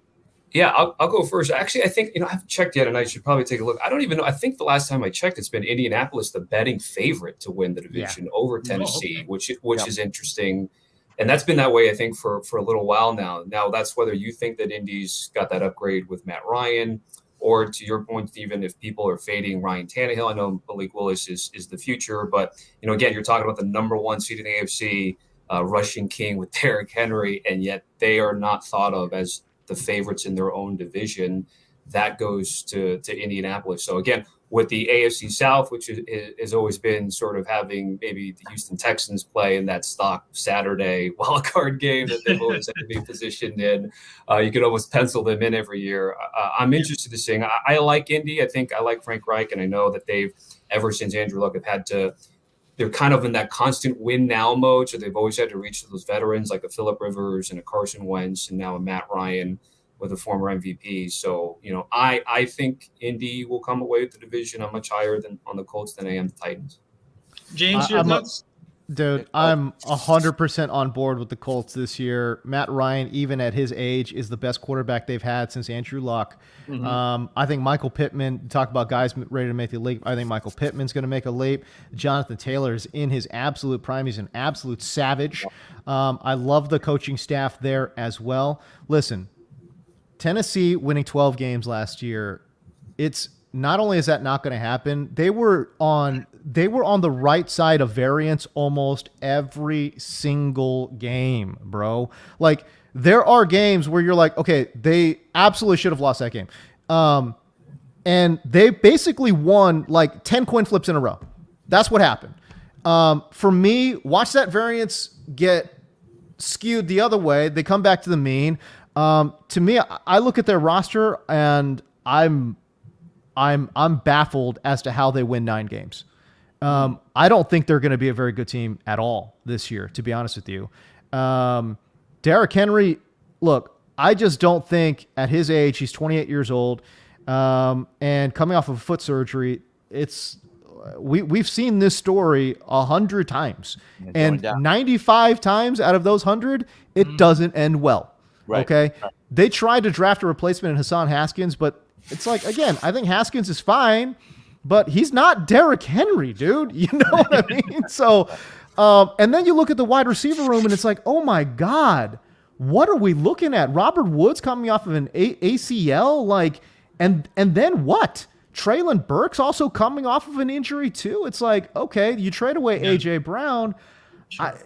You lose Roger Saffold, one of the best guards in the game too. It's like, oh my God, dude, this team is not going to be good. I think offensively they're super basic, and they basically just ran Derrick Henry into the dirt, and now it's catching up with them. So to me, man, I struggle to find ways for them to win 9 games this year. And again, if Derrick Henry goes out there and plays all 17, I'm completely wrong. But if he plays 8 games, then I'm looking at a 9-win team here in Tennessee. And again, I think 9 wins is generous. Yeah. I think 9 wins is generous, dude. And so for me, it's all about the Colts. Houston's obviously in total rebuild mode, and they're just not ready. And then Jacksonville's an interesting team too. If Trevor Lawrence takes a step forward and becomes, I said Trevor Lawrence is the best quarterback prospect we've seen since Andrew Luck. If he actually fills those shoes, ooh, boy, I'll tell you what, man, Jacksonville's a very interesting team. Yeah, and Doug Peterson is a quarterback-friendly coach. So, and finally, I think he has someone who's going to be a much better listener as opposed to the guy who went to Fox, Urban Meyer, who just didn't seem very. I mean, to be honest with you, I really don't know what he was doing in Jacksonville last year. He just really didn't seem interested, and I think Peterson should be leaps and bounds much better, especially for the development of Trevor Lawrence. Right. Urban's messing with kickers. He's got time to do that. Wow. Let's go to the NFC North. Steven especially is interested in this, especially him as a Bears fan. Of course, we have Aaron Rodgers doing his holistic medicine and all that stuff, going on to different type of drugs and marrying. Who knows who in a relationship he's in. He was with Shailene Woodley last year. We have no idea who's going to be with this year. What do we see for the NFC North? I'll start with you, James. It's like for me, it's like when I was hearing about the Bears and all this wide receiver movement. It's like how are you a Bears fan and up in arms? Obviously, wide receivers were available. Obviously, you could have made a deal, and then they go and draft Velus Jones, who nothing against Jones, but it's like my guy is a project wide receiver, and on top of that, he's an older prospect too. Like, oh my gosh, what? We went back and forth on that on our network as well. We had issues with age and stuff. I know some people said age is just a number. I don't understand what the Bears are. I don't understand. You need wide receiver help badly, desperately. And it was there. It was such a deep wide receiver class. And you drafted one of the worst prospects. Like, what are we doing? I don't understand. What are we doing, Chicago? Okay. Chicago, I want to like you, Chicago. I do. Right. But my God, what are we? It doesn't make any sense. And this was crazy too. Oh my God. Green Bay loses Devontae Adams. The division is ready to change hands. Yes. They are ready to change. But no, we're not doing that. Chicago's a 3-win team, boy. Let me tell you right now. Tommy, what's the over/under on the win totals for Chicago? I think it's 6.5, right? I believe it's 6.5. Is it 6.5? Yes. Give me the under. Pretty low, and I still take the under. Yeah. Give me the under. They're winning 3 to 4 games this year. That's it, I man. don't They're know. bad. I don't know. I'd probably put 7. I'd probably put 7, and if we're lucky, we're 8. I mean, the Bears have had historically, like, they win crazy games like they're not supposed to win in the past years, if you remember. So, well, Justin Fields was running for his life last year, so I don't know if there's any improvement there. I still see him running for his life. At least Bad it's not O-line. Nagy calling the games, though. I'll say that. Oh, 100%. That I agree. But bad O-line, bad pass catchers, decent run game, but again, running behind a bad O-line. Their defense, their defensive front seven is, it's like, what do we even look at? Roquan Smith is one of their best players. He's not even happy. Right. Like, so I think it's like crazy to say, but I think Jalen Johnson legitimately is the best player on that team and is a corner. You know, like that. And he doesn't that's not good. That's a problem with us Bears fans. He doesn't make it. That is not good. I like their defensive secondary, but that's about it. But yeah, I mean, you talk about the rest of the division, and I think Minnesota is going to surprise some people. I think they're going to come out. I think they're going to shock some people, man. I really like their offensive weaponry. I love the coaching staff changes they made in the offseason. Get Zimmer's boomer ass offense out of your mind. It's going to be a brand new day. Indoors, by the way, right? So they're playing inside. Oh my God, Justin Jefferson's going to go freaking crazy. So yeah, no, Dalvin Cook's going to go crazy too. So I'm really interested. I think Minnesota shocks a lot of people this year. Okay, yeah, I think Minnesota's a good chance. Sorry about that. Yeah, just a quick thought. No, I think Minnesota's got a good shot to take Green Bay for the division. I know that the Packers and Aaron Rodgers have certainly owned that for amazing. Yeah, but I think the Bears are going to fall in tough times, and I'm not sure the color lenses theme that you got going on that you think 8 wins might be out there, but I don't know. Maybe 4 or 5 to me might look like it's more feasible in that point.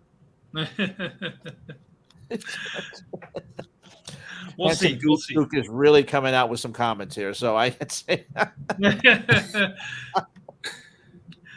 yeah, it's a rebuilding year. I just hope that Justin Fields shows enough improvement under a new regime, and he's got the talent and the work ethic. But let's see how far that will take us. Hopefully the Bears will be a much better team as season goes on, even if we go with the early struggles as we do expect. All right, let's kind of finish off with a lightning round of questions. All right. So the division winners, AFC East, Buffalo, right? Buffalo. Yep. Buffalo. Okay. Miami, will they make the playoffs? Yes. Tommy? Yes. I'm a Tua truther. Yes. All right. AFC North. You know what, Ken? Let's start. Let's ask you. Do you go with Buffalo and Miami? Yeah, I gotta agree with that. New England's a dark horse. Living here in New England and being a New Patriots hater, I have been enjoying these last couple of seasons. So any type of New England suffering is good for me. If they don't make the playoffs this year, even better. So okay, yeah, I'm with you on that. AFC North, I'll go. Okay, Baltimore, I think will get back on the winning track. I don't know if anybody will make the playoff out of the division. Ken? Baltimore?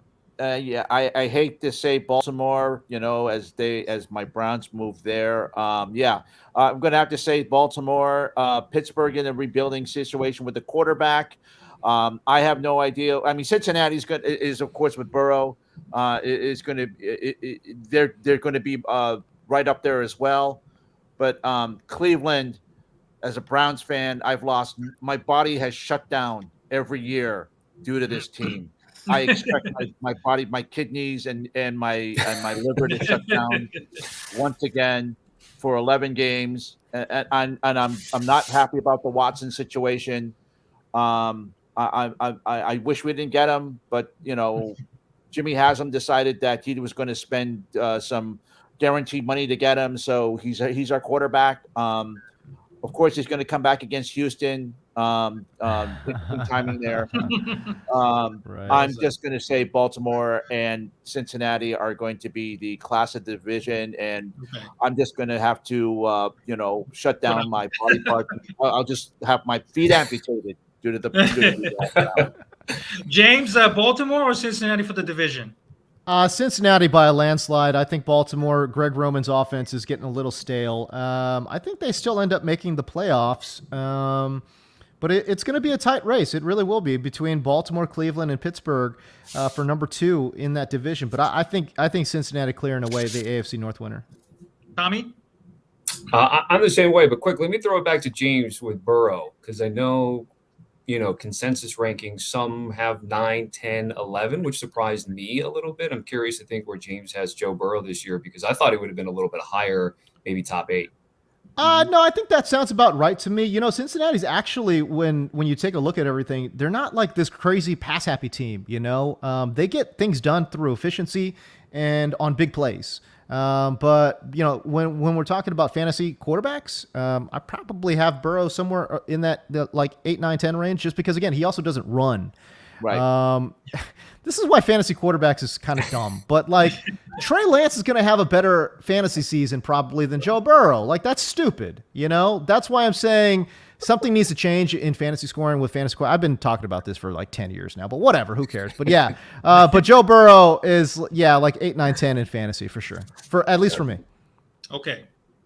NFC North. James, you said Minnesota, correct?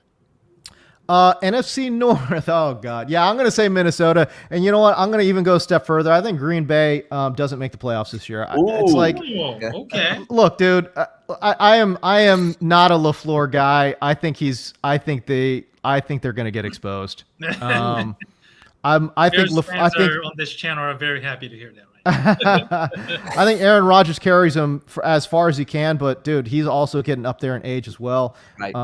And yeah, I think Minnesota takes the division. Ken?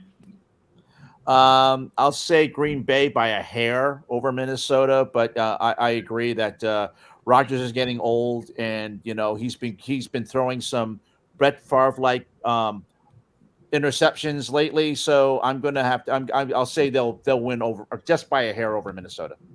Tommy, I'm on the Minnesota train, but I tried to fade Aaron Rodgers and the Packers after the first NFC title game loss in San Francisco, Right. and all they did was come back and win 13 games. I know. So I was wrong then, but know. I'm still going to fade them now because I thought they were going to regress, and I think they'll be that way this year. I know. Yeah, I'm going to go probably Minnesota. Hopefully, Kevin O'Connell will do a better job handling Kirk Cousins. And, Kirk Cousins, fair or not, is a decent quarterback. And maybe, O'Connell's the kind of young quarterback that would relate to him better than the, Boomer Zimmer. So let's go to the AFC West. This is a tough one. Ken, who do you have? Interesting now that Wilson's over in Denver. I'm KC could take this by default, but I'm going to say that Denver's going to be an interesting wild card in this division. Okay. I'll go with KC just on reputation and career Oscar. Okay, I'll go with KC still until they get beat. Otherwise, I'm going to pick Los Angeles Chargers and who else is in the Denver and I'm not ready to pick Denver just yet, even with Russell Wilson. You know what? And I think Las Vegas will make the playoffs. So I think you could see 3 teams making the division. That making a super competitive. Tommy, who do you have out of that competitive AFC West? Oh yeah, that's tough. I mean, naturally Kansas City would be the play, but I do think the Chargers. There you go. Chiefs, Broncos, Raiders. That's going to be my power rankings. Okay. And, James? I'm Chargers all the way. I'm pushing all the chips in on the Chargers. I think, Justin Herbert takes a huge step forward. And I think they win 13 games. I think Kansas City wins 12. I think it's going to be that close, I mean, hell, they both might win 13 games. That's how crazy this division is. And to me, I think, again, semi-hot take-ish, dude. I think Denver could fall apart. I mean, it's a crazy difficult division. So I feel like, anyways, whatever. I'll go Chargers, Kansas City, and then I don't know what the hell happens with the rest of the division. Okay. NFC West. Tommy, who do you have coming out of that division? Yeah, I think with Seattle taking a step back. I'm not sold on Kyler Murray in the card, so that's going to be a coin flip for 3 or 4. And I just think that San Francisco will be a player, but I think the Rams will ultimately come out of there. Okay, Ken. I'll go with the Rams. I think Murray he did a pretty decent job on the sidelines last night calling plays. He seemed more excited doing that than he was during the entire offseason. So, but other than that, I'll go with the Rams and then followed by the Niners. Okay, I'll pick the Rams until they're officially beaten, or unless Matthew Stafford's elbow is completely even worse than we're led on. And I think San Francisco will kind of slow initially, but I think toward the end, I think with Kyle Shanahan and Trey Lance offering more big play capabilities, I think San Francisco will be the wild card. James? Yeah, I like San Francisco to take division. Shanahan, for whatever reason, basically owns Sean McVay. So if it comes down to a tiebreaker, San Francisco is going to have it. I think they take a big step forward with Trey Lance this year. Jimmy Garoppolo, literally one of the worst quarterbacks in the NFL last year. So they were winning despite him. So I don't really it's like anyone is going to be better than Jimmy G. And to me, Trey Lance, actually an interesting player. I don't know how good he's going to be, but he's going to be able to make big plays and a big play offense. All right, let's close out the show. Super Bowl picks. Okay, Tommy, let's go. Boy, oh boy. It's going to be bad if I go kind of chalk, but I do like Buffalo. I know they're the betting favorite. It's at a lot of sports books, even above Kansas City with short odds. So I think I'm just a big Josh Allen guy. I'm a big Sean McDermott guy. So I think Buffalo should have gotten there last year and probably would have won it last year. So I like Buffalo coming to the AFC. NFC is a little bit trickier for me. I do want to back Tampa Bay. I would pencil in Tampa Bay for me right now, but that I do have some reservations on who would probably represent that conference in Tempe or in Glendale next year. Yep. And Buffalo winning it? Buffalo winning it, yep. James? Yeah, I like Buffalo all the way through the Super Bowl and winning the whole dang thing. And then again, NFC is just a complete S show, man. It's just totally murky. Now that being said, I'm still, even though I think San Francisco wins the division, I actually think the Rams end up winning the NFC. Maybe they're a wild card and do the whole wild card thing, but give me the Rams to meet Buffalo in the Super Bowl and Buffalo win the whole thing. Yeah, Ken? That's my pick. But I was thinking about that Buffalo Rams, but I'll take Buffalo on that one. I think it's their year, and they finally get the monkey off the back, and there'll be a huge parade around Buffalo, all around Western New York, going to Rochester, then finally up to Niagara Falls. I think they're finally going to get that monkey off the back and finally forget about those 4 Super Bowls in the 90s. And I'm going to close out with the same thoughts. I think Buffalo, this is their year, adding Von Miller. Clearly, they're in a win mode now. I think they really need to, finally get the monkey off their back. They've got to the AFC Championship. They lost in the divisional rounds. They really need to, this is their year. I really believe that they really need to get their act together. As for the NFC, I'm going to pick the Rams. I just think that, unless the other teams in the NFC steps up and you don't want to pick the Bears on this one, Steven? No. I'm a realist. I don't think the Bears. And I'll pick the Buffalo to beat the Rams this year. I know September 8th, the Buffalo and the Rams are actually playing in the season opener, so that could be the prelude to the the Super Bowl this year in Tempe. James and Tommy, it was a wonderful hour of conversations. Really, really thank both of you guys for coming on this show. We look forward to having you on again, whether it's one of you or both of you again. And as I said earlier, I'll join the AAJA and look forward to there you go. It being more aligned with connected with you guys, and best of luck to you in this upcoming NFL season. And we wish you both guys nothing but success, and hopefully you'll continue to represent our community through sports media in a positive manner. Thank you very much to both of you guys. Hey, thanks for Appreciate having it, me. I'll guys. see you guys. Thank you guys. very much. Great to be with you. Yeah, have a great night. Yep. And the AA team on the Ballroom Network will continue right after this. We'll wrap up the show and have a final comment, and we'll talk about the Big Ten media contracts that have just come out. Interesting stuff on that. We'll talk about that coming up right after this.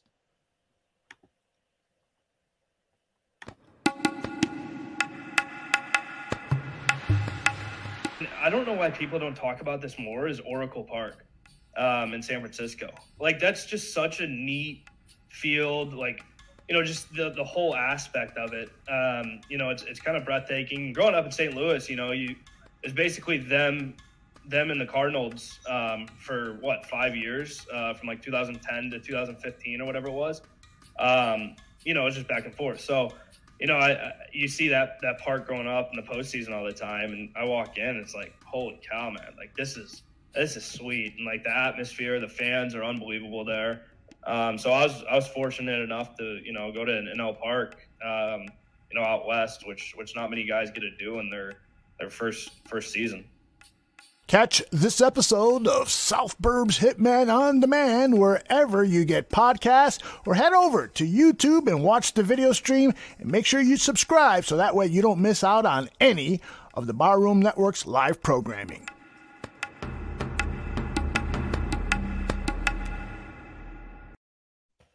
And South Burb Hitman will be coming up in right after our show here on the Barroom Network. I want to thank Joe, who is the producer and host of the South Burbs Hitman, for allowing us to stay on a little bit longer tonight, until probably at the 8:15 Central Time. So I want to thank Joe for letting us stay on a little bit longer to talk football with James and Tommy. And hopefully those who are stuck around to watch our show, hopefully you enjoyed our conversation as well. Yeah, absolutely. We talked NFL, and we talked about the entire league. And as we made our NFL picks, thanks to Mark Followill of the Dallas Mavericks, the voice of the Dallas Mavericks, FC Dallas, seemingly the outgoing voice of FC Dallas, with Apple coming in and taking over the MLS rights next year, and also called some games on the early season of the Big Ten Network. We have to thank him. Also, James D Koh of DIRECTV and Tommy Tram of CBS Sports. Thank them all for coming in. And as we mentioned, the mission statement of this show is also talking about Asian American Pacific Islander community, and getting and talking about representation and how much it matters to us, and getting James and Tommy in to talk about the NFL, Stephen, and talk about their early careers, and how they managed to get in on the into sports media, and seeing people like us is very important. Yeah, they're obviously, been on TV, and they've obviously paid a lot of dues, and their stories are obviously very, very inspiring. And, nothing comes easy, in this industry, or especially, us Asian Americans, with the perception and everything out there. But, I'm glad that they came on and gave us a great conversation, and talk football and everything in between as well. Yes. One thing we'd like to mention before we go, last week, and of course this affects Chicago sports as well, because we are in Big Ten country, the huge TV media contract for the Big Ten. They are now in billion-dollar territory, as they signed a huge contract. They, of course, signed one previously with Fox to continue as the number one TV network for the conference, but then they added CBS, which will take the 3:30 window after 2023. They will replace the SEC with the Big Ten, and NBC comes in with Big Ten Saturday night. So they will have 3 windows at noon. Actually, it'll be 11 a.m. Central Time, 2:30 Central Time for CBS, 11 a.m. on Fox, and then prime time, whether it's like 6:30 or 7 o'clock on NBC. $1 billion, basically. This is NFL territory. Owning the day, that's what Kevin Warren, the commissioner, wanted to do. Tomorrow night, he'll be on HBO's Real Sports with Brian Gumbel talking about this. It's a huge deal, Stephen. And as Noah, someone who lives in the Midwest and in Big Ten territory, how much this means, especially exposure and money for the teams. And with USC and UCLA coming in a couple of years, the fact that they have media markets in Chicago, in Indianapolis, in Los Angeles, in Minneapolis, going all the way to New York with Rutgers, all the way to Washington, D.C. with Maryland. Right. They're a coast-to-coast conference, and Kevin Warren didn't rule out future expansion. So yeah, I mean, this is a rich conference, and team and colleges will want to be part of this conference.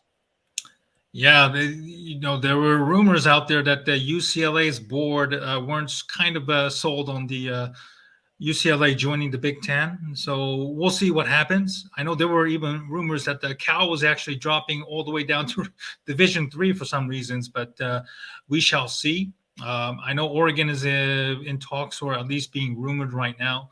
It's going to be a huge conference. Like, Big Ten already has 14? So this could expand all the way up to 20 something? Yeah, they're going to get 16 with UCLA and USC. They're talking about 20. I wouldn't be surprised if Oregon and Washington come over from the Pac-12. Sure. Further killing that conference. But the money is there. The Pac-12 is not going to get that type of money, even if Oregon and Washington stay from ESPN.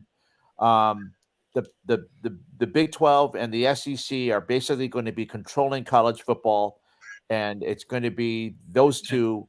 Whoever can get it's basically Big 12 and ACC and the Pac-12 picking up any scraps that they can from all the other conferences.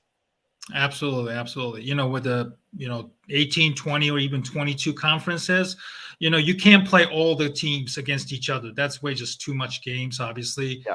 I know Nick Saban was talking about having to adopt a European model or something like that, which means that, obviously the conference with 20 or more teams obviously can be split into two. So you have like a tier 1 and tier 2, even within your own conference.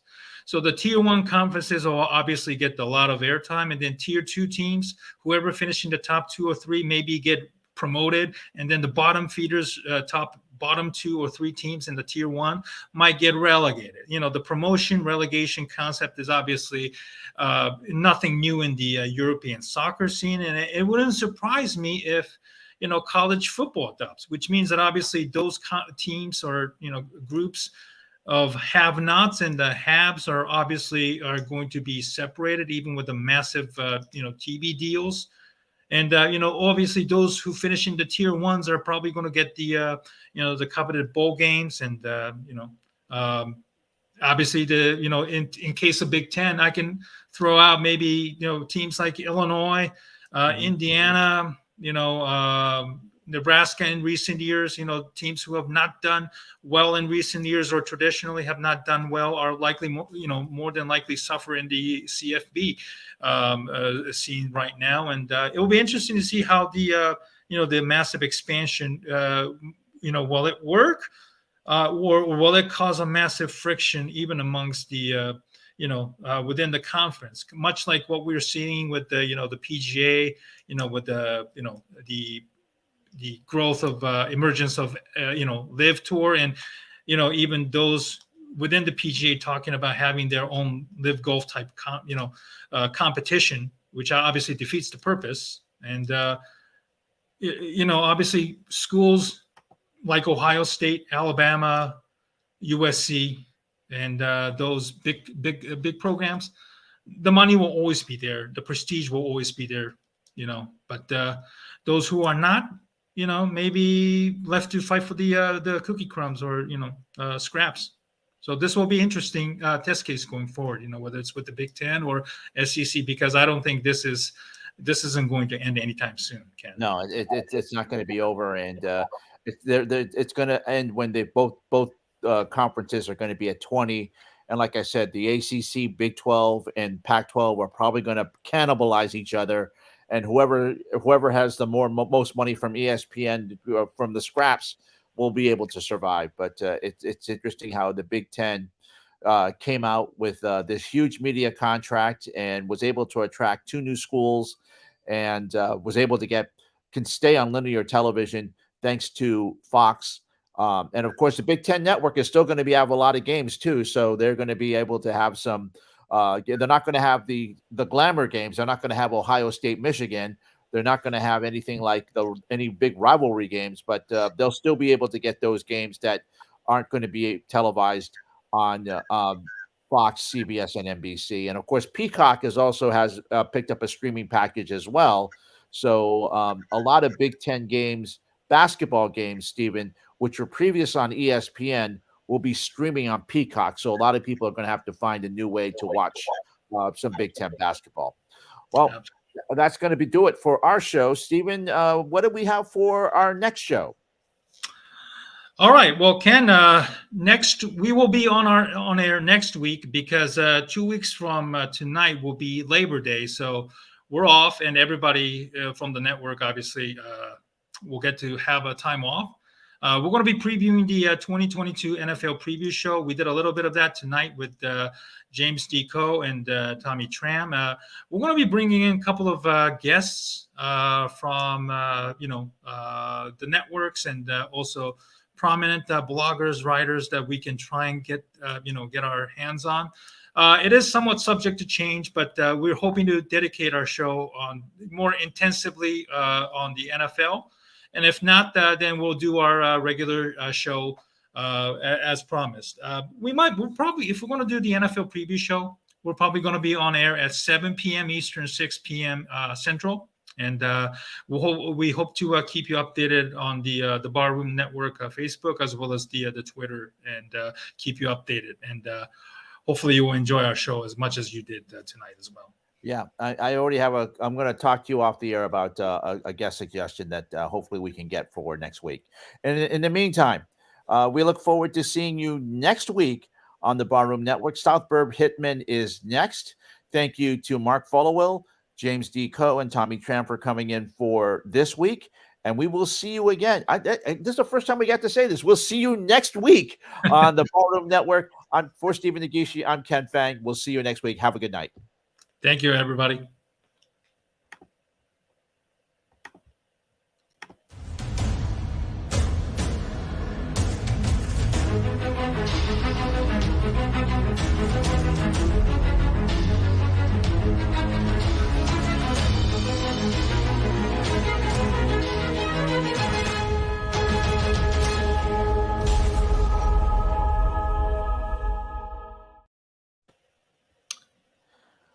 That was a good show.